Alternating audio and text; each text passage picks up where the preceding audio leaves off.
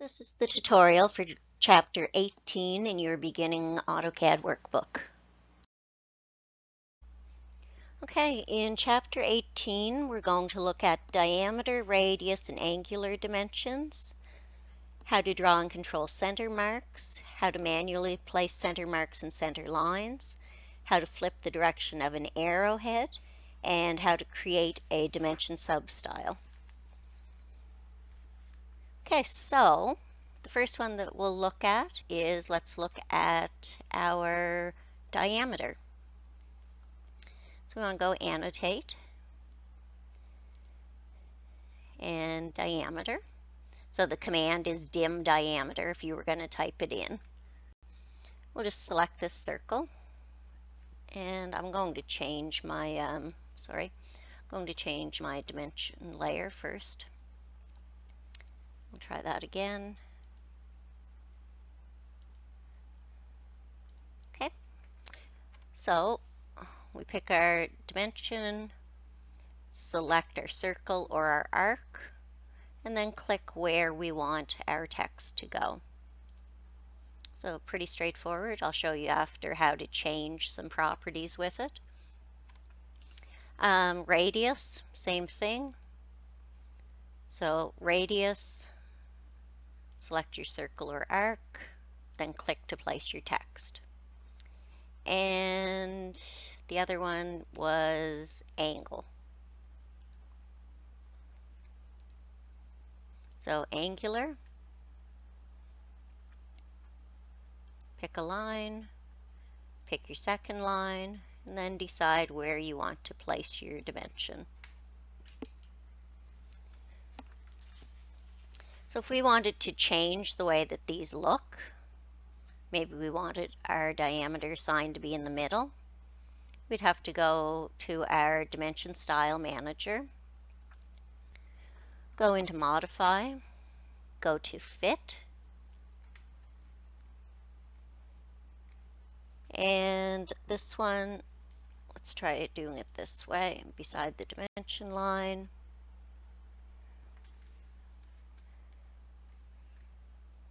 And I'm just checking here to see if there was another one that I wanted. Okay, let's just say OK. And close. I'm just going to delete these, get them out of the way. And I'll make a new one. Diameter, select my circle, and then decide where I want my text to be.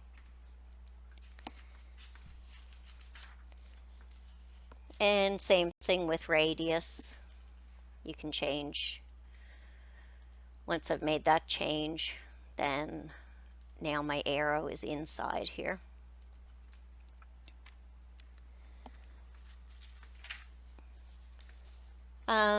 Let's talk about flipping our arrowhead. If for some reason you wanted your arrowhead out here instead, your line will be left where it is. Hover, don't click your mouse. Click your mouse once just to select the text. Once your grips come up though, those little blue boxes, don't click it. Just hover over it and then select Flip Arrow. Okay, I'll show you again. So click once to select your dimension, hover over that little grip box, then left click on Flip Arrow. Okay, let's talk about center marks and center lines. So center mark and center line. So it'll create a cross-shaped mark at the center of your circle, arc, or polygonal arc. So center mark, click my circle.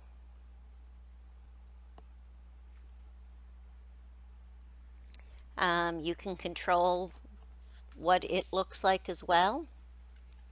If you go back into your Dimension Style Manager and modify,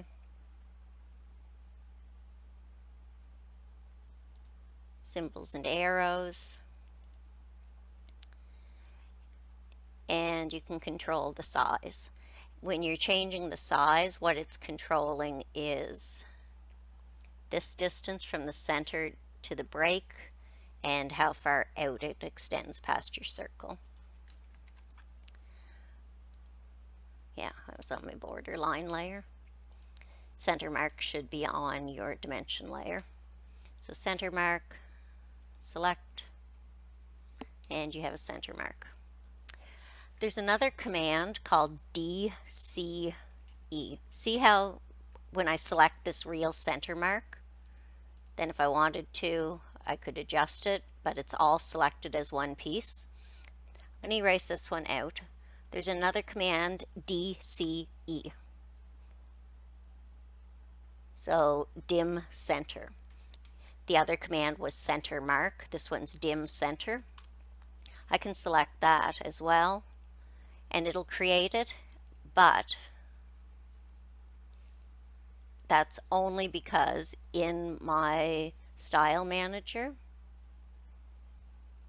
I have this set to line. If I have it set to mark and do DCE, all I'm going to get is the little tiny mark. If I had it set to none, I wouldn't get anything. But if I change it in here, modify, and none, and close, because sometimes if you're dimensioning, let's say you're dimensioning your radius, and you don't want a center mark attached to it, you would just leave that turned off. But then if you tried to do DCE, it won't do it, but it will do the real center mark. So just pay attention to your setting in your dim style manager. Okay, let's look at the center line command.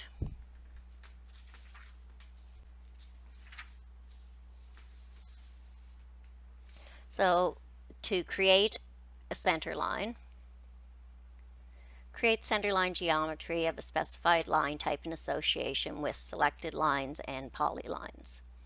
Okay, so it says pick your first line, select your second line, and it'll drop one there. If you have, I'll just show you because I know that you're going to think, okay, let's do this.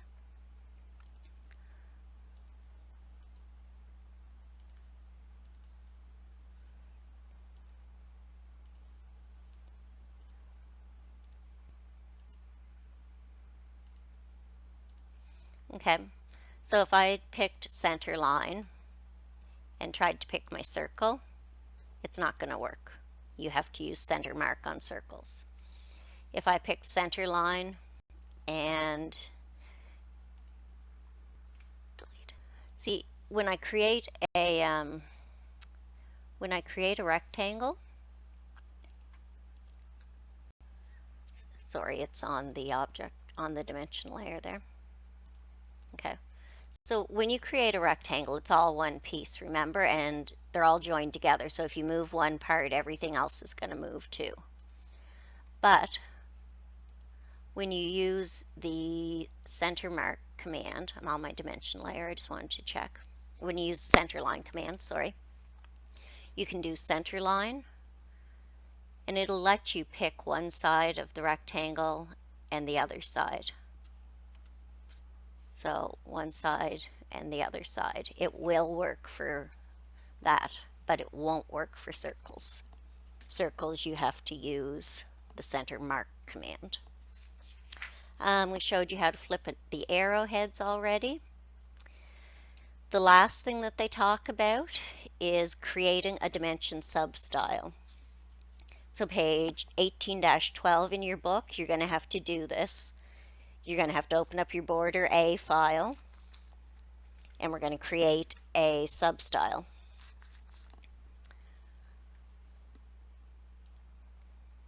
So your border A file's open. We're going to select class style. Then we're going to hit new.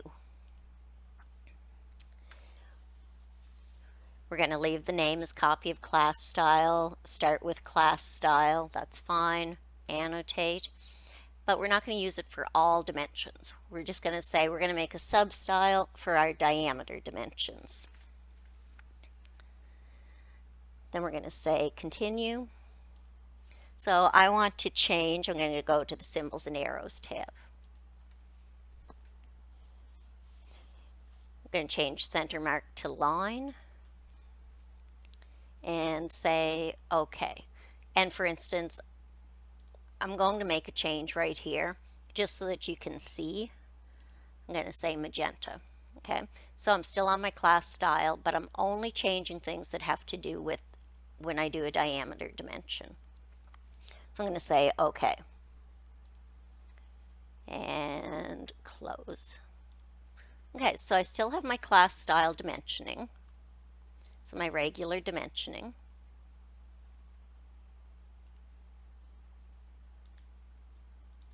So there, it looks pretty standard, right?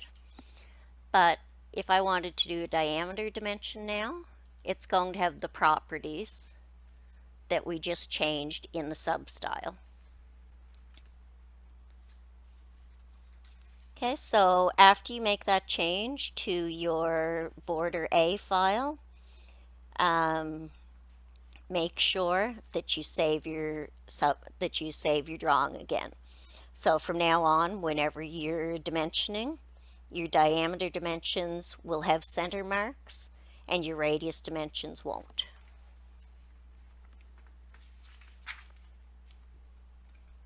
Okay, so that's the end. Sorry, my zoom button isn't working for me here.